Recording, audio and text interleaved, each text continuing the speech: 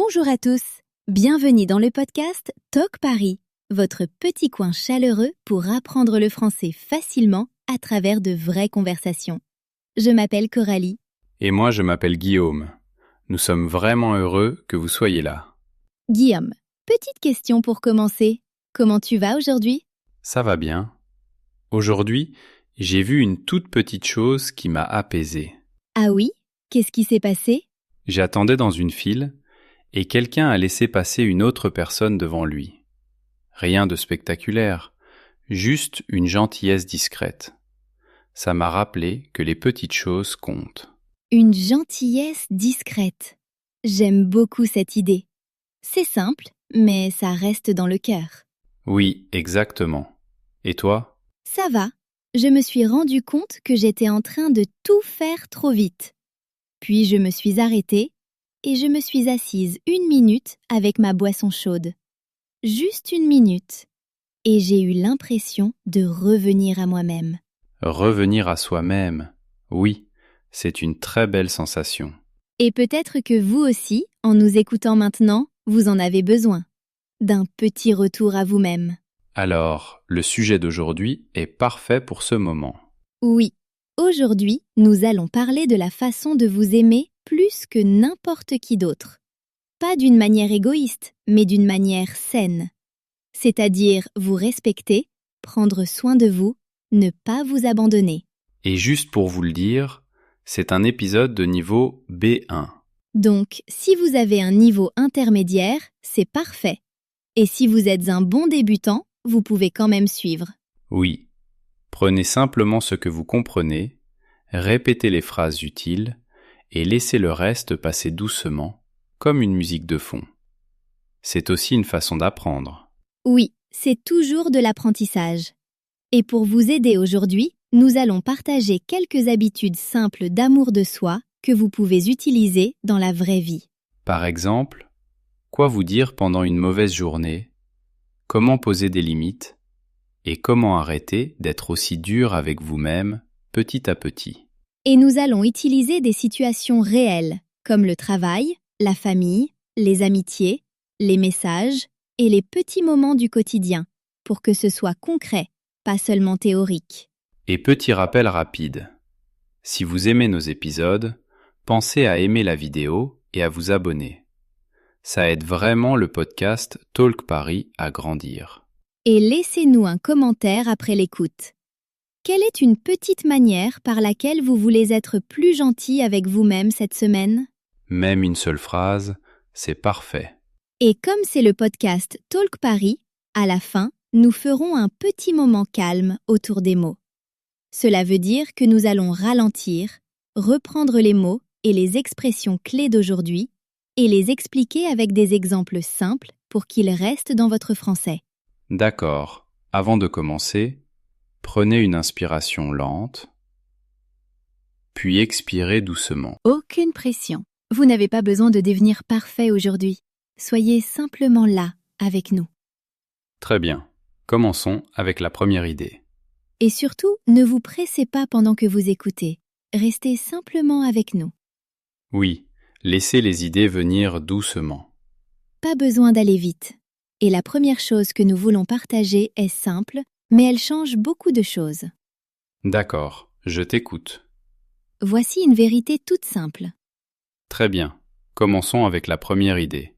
Et surtout, ne vous pressez pas pendant que vous écoutez. Restez simplement avec nous. Oui, laissez les idées se poser doucement. Pas besoin d'aller vite. Et la première chose que nous voulons partager est simple, mais elle peut changer beaucoup de choses. D'accord, je t'écoute. Voici une vérité toute simple. La manière dont vous vous traitez devient votre standard. Oui, c'est un peu comme des règles invisibles selon lesquelles vous vivez. Vous ne les annoncez pas, mais les autres les ressentent. Oui, totalement.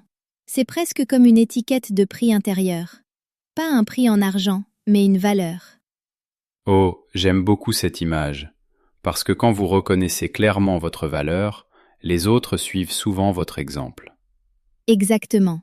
Mais quand ce n'est pas le cas, vous commencez à apprendre quelque chose aux autres sans même le vouloir. Comme quand vous continuez à dire oui alors qu'au fond, vous avez envie de dire non. Oui. Les gens apprennent alors « Ah, Coralie est toujours disponible ». Et au début, ça ressemble presque à un compliment, non? Gentille, serviable, fiable. Oui. Mais ensuite, cela devient une habitude. Et les habitudes finissent par devenir des rôles. Tout à coup, vous devenez la personne qui dit toujours oui, même quand vous êtes épuisé. Exactement. Et un jour, vous êtes fatigué, dépassé, et vous vous dites « Comment est-ce que j'en suis arrivé là ?» Oui, je connais ça moi aussi. Je peux raconter une petite histoire? Bien sûr, vas-y. Il y a quelques années, une amie m'envoyait souvent des messages tard le soir. Pas tous les jours, mais assez régulièrement. Et moi, je répondais, même quand j'étais à moitié endormie. Je continuais à me dire « Ce n'est pas grave, je suis juste gentille ». Mais petit à petit, ça a commencé à me fatiguer. Oh oui, ce genre de gentillesse commence à voler votre repos. Comme si votre énergie s'échappait petit à petit. Exactement. Et puis un soir, je n'ai pas répondu pendant 1 heure. Juste 1 heure. Et le lendemain, mon ami m'a dit « Tu étais où ?» sur un ton sérieux, comme si j'avais fait quelque chose de mal. Ouf, ce moment-là. Parce que tout à coup, vous comprenez que l'attente est déjà installée. Oui, j'avais appris aux autres à attendre de moi un accès immédiat. Je ne l'avais pas prévu, mais c'est ce que j'avais montré. Donc la leçon, ce n'est pas d'arrêter d'être gentil. La leçon, c'est que la gentillesse a besoin d'une limite. La gentillesse a besoin d'une ligne claire. Oui, c'est exactement ça, les limites. En français, les limites personnelles, c'est ce qui est acceptable pour vous et ce qui ne l'est pas. Et les limites ne sont pas des murs. Elles ressemblent plutôt à des portes. Oui, des portes. Vous pouvez rester chaleureux, mais vous gardez aussi le contrôle. C'est vous qui décidez qui entre, combien de temps la personne reste et quel comportement est acceptable chez vous. Et c'est aussi vous qui décidez quand fermer la porte pour pouvoir vous reposer. Et voici la partie intéressante. Quand vous posez une limite, certaines personnes deviennent soudain mal à l'aise. Oui, surtout celles qui profitaient du fait que vous n'en aviez pas. Et cela ne veut pas dire qu'elles sont mauvaises, cela veut simplement dire qu'elles ne sont pas habituées à votre nouveau standard. Oui, à 100%. Un nouveau standard et une version plus calme de vous-même. Et quand vous élevez votre standard, quelque chose doit d'abord changer à l'intérieur de vous. Oui, parce que les limites ne concernent pas seulement les autres, elles concernent aussi ce que vous croyez mériter. Exactement. Et cela nous amène à quelque chose d'encore plus profond. Votre valeur n'est pas ouverte à la discussion. Oui, parlons de l'estime de soi. L'estime de soi, c'est le fait de croire que vous avez de la valeur en tant qu'être humain, même pendant vos mauvais jours. Oui, pas seulement pendant vos bons jours en français, ni pendant vos journées super productives. Exactement. Pas seulement les jours où vous avez l'air parfait et où vous faites tout correctement. Beaucoup de personnes relient leur valeur à l'argent, à l'apparence ou à l'approbation des autres. Ah oui, ce mot-là, la validation. Oui, la validation. Cela veut dire que les autres vous confirment que vous êtes assez bien.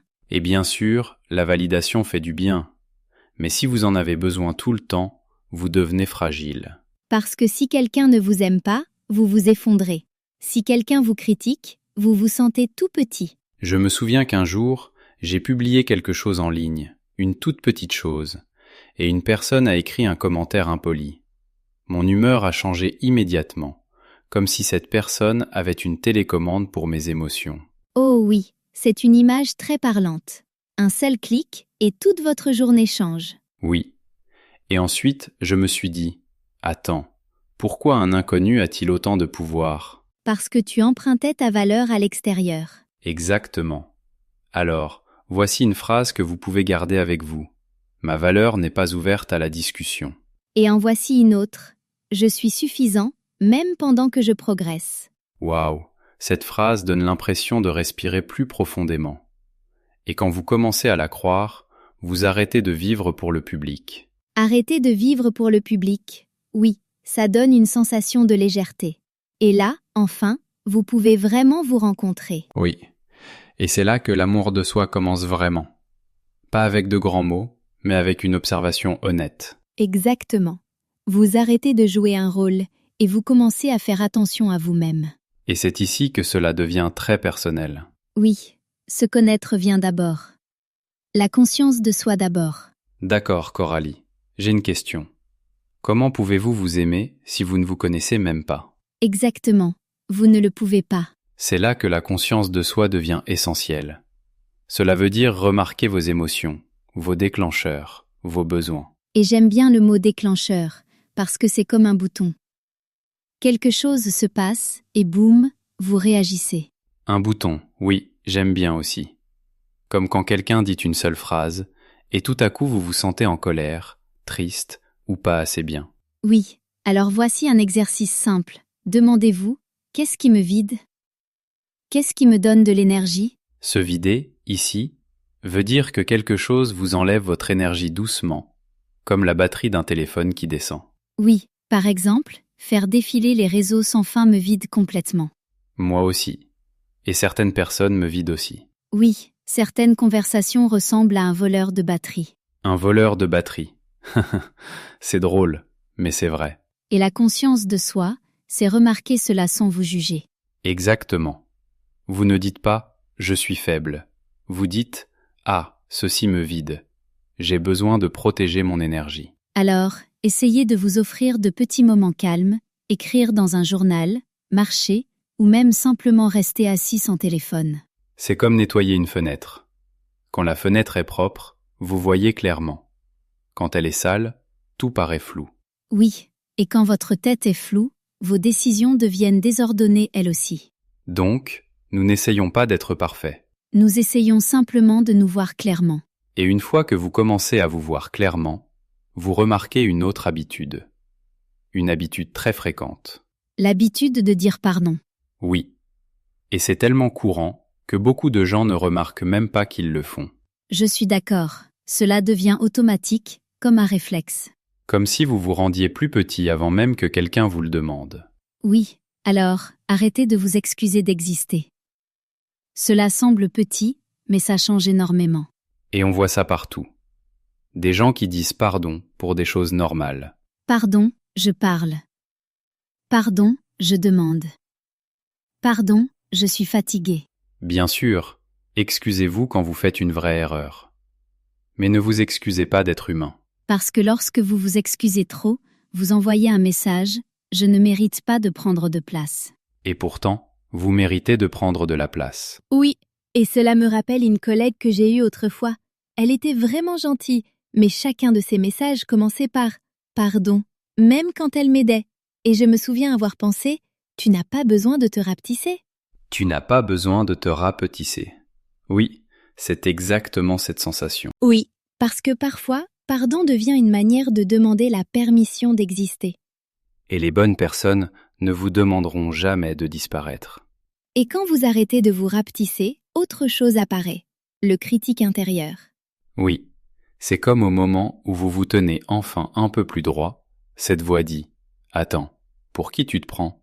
Exactement. Et c'est pour ça que nous devons parler du discours intérieur négatif. Oui, transformer le discours intérieur négatif. Entrons un peu dans l'esprit. Oui, dans la tête. Le critique intérieur, c'est cette voix qui dit « Tu n'es pas assez bien, tu échoues toujours ». Et le plus inquiétant, c'est qu'on commence à la croire. Comme si c'était un fait, et pas simplement une pensée. Et une fois que vous y croyez, vous recommencez à agir comme quelqu'un de plus petit. Alors voici une astuce simple. Parlez-vous comme vous parleriez à un ami. Parce que vous ne diriez jamais à un ami « Tu ne sers à rien ». Pourtant, nous nous le disons à nous-mêmes très vite, comme si c'était normal. C'est comme vivre avec un harceleur, sauf que ce harceleur est dans votre propre tête. Oh, un harceleur. Oui. Et c'est ça la partie difficile. Vous ne pouvez pas simplement vous en éloigner, parce qu'il est à l'intérieur. Alors, nous devons changer cette voix. Quand vous attrapez une pensée négative, ne la combattez pas avec agressivité. Questionnez-la simplement. Par exemple, est-ce un fait ou est-ce une peur? Cette seule question peut vraiment aider. Oui, parce que la peur est comme du brouillard. Elle rend tout plus grand et plus effrayant. Oh oui, du brouillard, exactement. Mon esprit devient comme un metteur en scène dramatique. Une seule petite erreur, et c'est comme « bon, c'est fini ». Et les faits, eux, sont comme des lampes de poche. Ils montrent ce qui est réel. Donc, quand vous faites une erreur, ne l'utilisez pas comme une preuve que vous êtes mauvais. Utilisez-la comme une information. Oui, comme un retour utile. Comme « d'accord, notez, la prochaine fois, je ferai autrement ». Voilà, les erreurs sont des pierres pour avancer. Elles ne sont pas votre identité. Et une fois que votre voix intérieure devient plus douce, poser des limites devient plus facile. Oui, parce qu'à ce moment-là, vous ne posez plus des limites avec colère. Vous les posez avec respect de vous-même. Oui, et le respect de soi change complètement la sensation du non. Ce n'est plus un combat, cela devient un choix. Exactement. Et c'est là que beaucoup de bonnes personnes ont du mal. Non pas parce qu'elles ne savent pas quoi faire. Mais parce qu'elles se sentent coupables quand elles le font enfin. Oui, poser des limites sans culpabilité. Beaucoup de nos auditeurs veulent faire plaisir aux autres. Faire plaisir aux autres, c'est essayer de garder tout le monde content, même si vous souffrez. Et vous vous sentez coupable quand vous dites non. Cette culpabilité peut être très bruyante. Oui, la culpabilité a une grande bouche. Elle dit « tu es méchant, tu es égoïste ». Mais dire non n'est pas cruel. Parfois, c'est même une manière de prendre soin. Voici quelques phrases simples que vous pouvez emprunter pour dire non. Je ne peux pas aujourd'hui, mais merci de m'avoir demandé. Je ne suis pas disponible cette semaine. J'ai besoin de me reposer ce soir. Vous remarquez? C'est court, clair et gentil. Pas de longues explications. C'est vrai, parce que trop expliquer, c'est un piège. Oui, un piège collant. Et ça se transforme en une dissertation de 5 pages intitulée « S'il te plaît, continue à m'aimer ». C'est tellement vrai. Et quand vous commencez à dire non, quelque chose de surprenant se produit. Vous récupérez de l'espace. Oui, et dans cet espace, vous pouvez enfin ressentir de la joie à nouveau. Parce que la joie a besoin de place. Quand votre vie est trop remplie, même les bonnes choses n'arrivent plus à respirer. Oui, c'est tellement vrai. Quand vous courez tout le temps, quand vous cherchez toujours à plaire, quand vous expliquez sans arrêt, vous ne remarquez même plus les petits bons moments. Exactement. Et quand vous retrouvez de l'espace, vous vous souvenez de quelque chose d'important. Oui, vous vous souvenez que le bonheur n'est pas un luxe. Certaines personnes traitent le bonheur comme un dessert, peut-être plus tard. Oui, comme si c'était une récompense. Alors qu'en réalité, le bonheur fait partie de la santé. Et vous n'avez pas besoin d'avoir une vie parfaite pour ressentir de petites joies. Oui, les petites joies comptent. Comme un café pris lentement, une petite marche, une chambre rangée, une bonne chanson. Un message d'un ami, le soleil sur le visage, un rire. Oui, ces petits moments ont de la valeur. Et c'est important. Ne laissez pas la société définir le bonheur à votre place. Parce que le rêve d'une personne peut être le cauchemar d'une autre. Absolument. Alors demandez-vous, qu'est-ce qui me fait me sentir vivant ? Et parfois, la plus grande raison pour laquelle nous repoussons le bonheur, c'est parce que nous poursuivons la perfection. La perfection. Comme quand vous vous dites « quand j'aurai tout réglé, alors je me reposerai, alors je serai heureux ». Oui, je connais bien cette voix. Et le problème, c'est que ce « alors » n'arrive jamais vraiment, n'est-ce pas ? Parce que la ligne d'arrivée continue de bouger. Exactement. C'est pour cela que la perfection est un mythe. Oui, si vous attendez d'être parfait, vous attendrez toute votre vie. Parce que la perfection est une cible mouvante. Oui, elle se déplace sans cesse. Et honnêtement, les réseaux sociaux rendent cela encore pire. C'est le piège de la comparaison. Comparez votre vraie vie avec la vitrine parfaite de quelqu'un d'autre. Et vous ne voyez pas leurs mauvais jours. Vous ne voyez pas leur stress. Alors, ne mesurez pas votre vie avec des images fausses. Mesurez votre vie avec vos valeurs. Oui, les valeurs sont la vraie mesure. Et quand vous vivez selon vos valeurs, vous commencez à protéger votre énergie.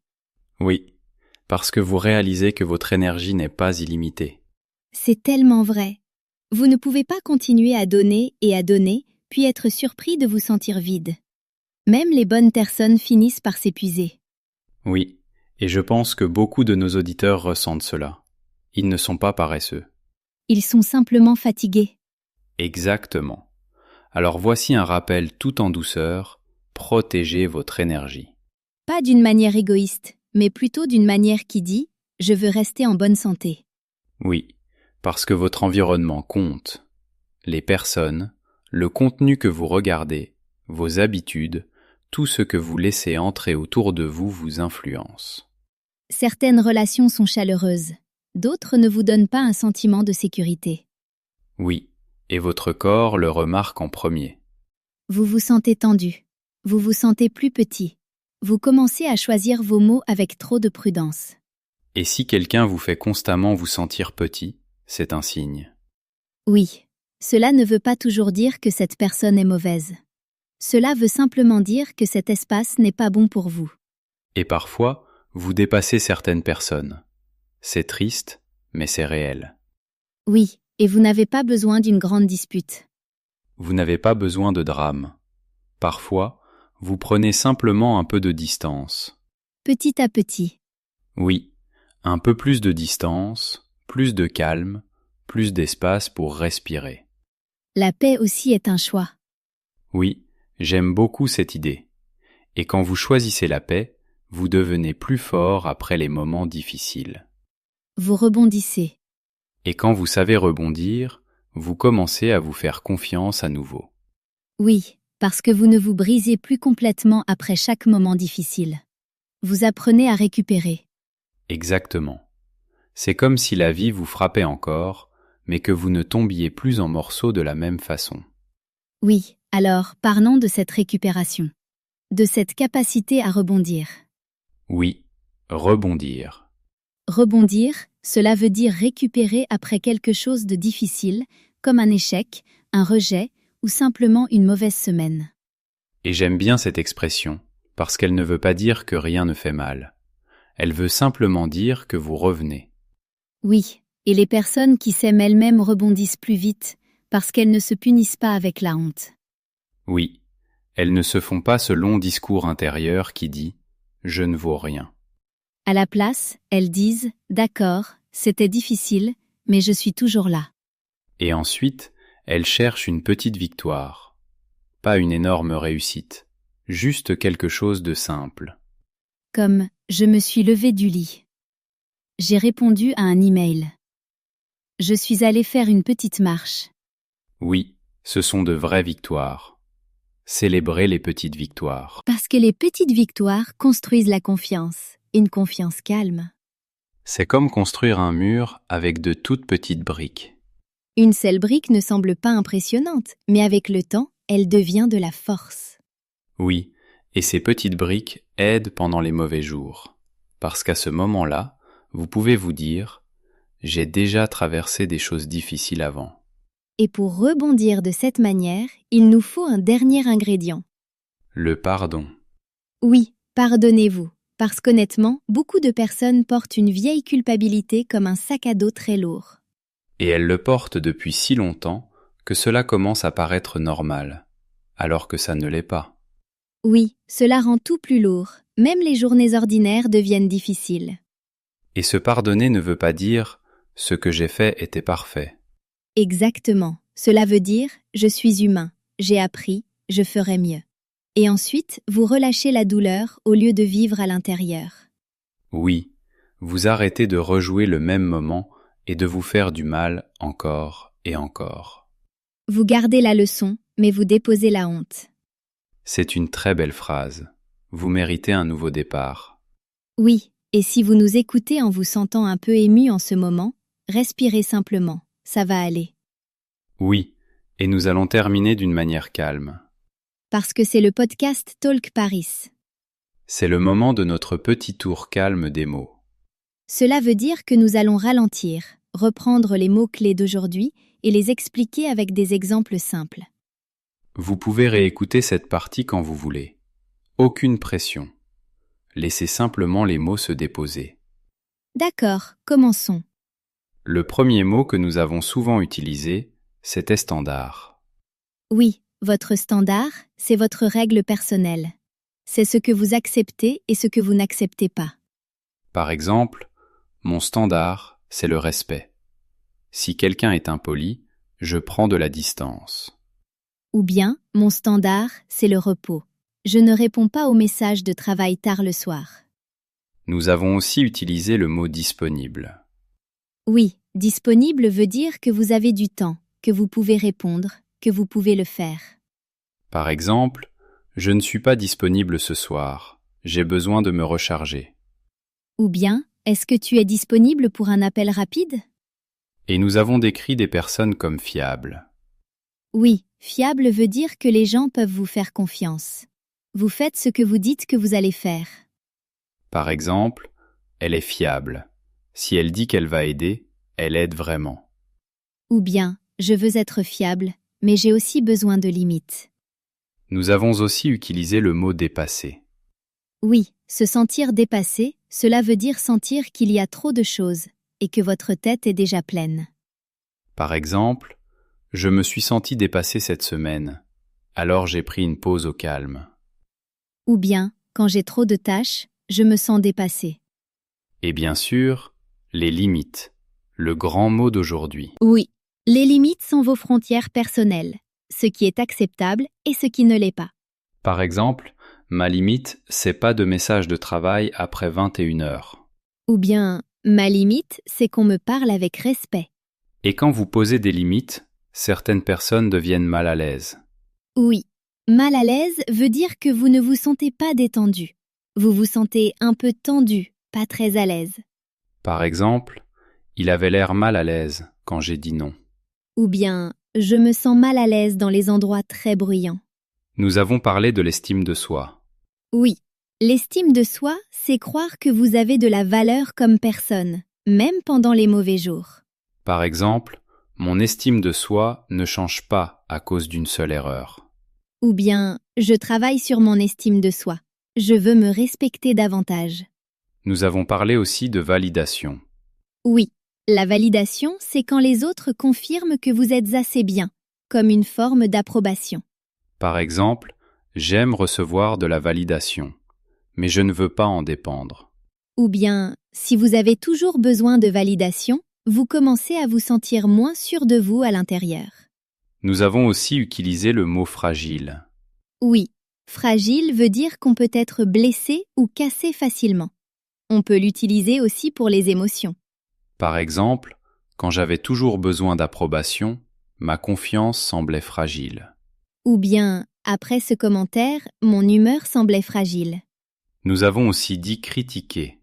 Oui, critiquer, c'est dire des choses négatives sur le travail ou les actions de quelqu'un. Par exemple, mon patron a critiqué mon rapport, mais j'en ai tiré une leçon. Ou bien, essayez de ne pas vous critiquer toute la journée. Et ensuite, nous avons dit s'effondrer, émotionnellement. Oui, s'effondrer émotionnellement, cela veut dire que votre humeur chute soudainement. Vous vous sentiez bien, puis tout à coup vous tombez. Par exemple, quand elle a ignoré mon message, je me suis effondré et je me suis senti vraiment triste. Ou bien, après cet appel, ma confiance s'est effondrée. Ensuite, nous avons parlé de conscience de soi. Oui, la conscience de soi, c'est remarquer vos émotions, vos besoins et vos réactions. Par exemple, la conscience de soi m'a aidé à remarquer que je disais oui trop vite. Ou bien, je développe ma conscience de soi en écrivant dans un journal. Et nous avons utilisé le mot déclencheur. Oui, un déclencheur, c'est quelque chose qui provoque rapidement une émotion forte. Par exemple, ce commentaire a été un déclencheur pour moi, et je me suis mis en colère immédiatement. Ou bien, la foule peut être un déclencheur pour mon anxiété. Ensuite, nous avons utilisé vider. Oui, vider, ici, cela veut dire que quelque chose vous enlève votre énergie petit à petit. Par exemple, faire défiler les réseaux sans fin vide mon énergie. Ou bien, les personnes négatives me vident. Et nous avons aussi parlé de faire défiler les réseaux sans fin. C'est vraiment un mot très moderne. Oui, Cela veut dire rester longtemps à faire défiler du contenu en ligne, souvent des choses négatives ou stressantes.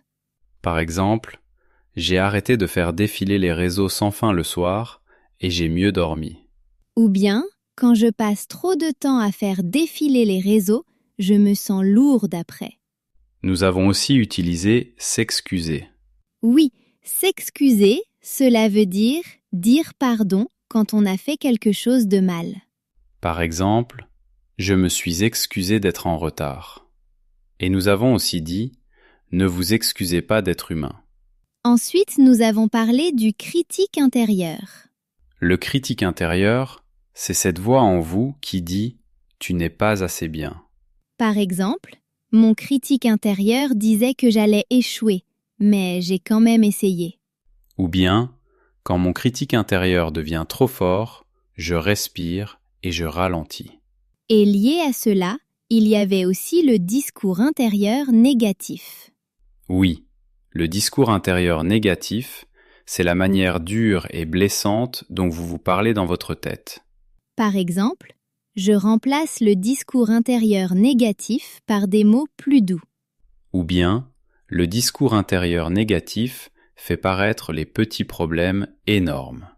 Nous avons aussi utilisé le mot égoïste. Oui, égoïste veut dire penser seulement à soi et ignorer les autres. Mais poser des limites n'est pas égoïste, c'est sain. Par exemple, ce n'est pas égoïste de se reposer quand on est fatigué. Et nous avons parlé de culpabilité. La culpabilité, c'est ce mauvais sentiment que vous ressentez quand vous pensez avoir fait quelque chose de mal. Par exemple, je me suis senti coupable après avoir dit non, mais je me suis rappelé que c'était acceptable. Ou bien, la culpabilité peut être très bruyante, mais elle n'a pas toujours raison. Et le dernier mot, regret. Oui, le regret, c'est quand vous vous sentez triste à cause de quelque chose que vous avez fait ou que vous n'avez pas fait. Par exemple, je regrette de ne pas avoir parlé, mais j'apprends maintenant. Ou bien, je ne veux pas vivre avec des regrets, alors je choisis un nouveau départ. D'accord, c'était notre petit tour calme des mots. Vous pouvez réécouter cette partie quand vous voulez. Écoutez encore une fois et essayez d'utiliser un mot dans une phrase aujourd'hui. Et souvenez-vous, vous êtes encore en train d'apprendre. Ce n'est pas un problème. C'est justement le but. D'accord. Avant de partir, restons simplement avec une petite idée. Oui, pas 10 idées, juste une. Si vous ne retenez qu'une seule chose aujourd'hui, que ce soit celle-ci, la manière dont vous vous traitez apprend aux autres comment vous traitez. Et vous n'avez pas besoin de tout changer du jour au lendemain. Choisissez simplement une petite amélioration cette semaine. Peut-être une limite, peut-être une phrase plus douce envers vous-même, peut-être un non sans longue explication. Et si vous voulez rendre cela réel, laissez-nous un commentaire. Oui, écrivez simplement une ligne. Cette semaine, je vais...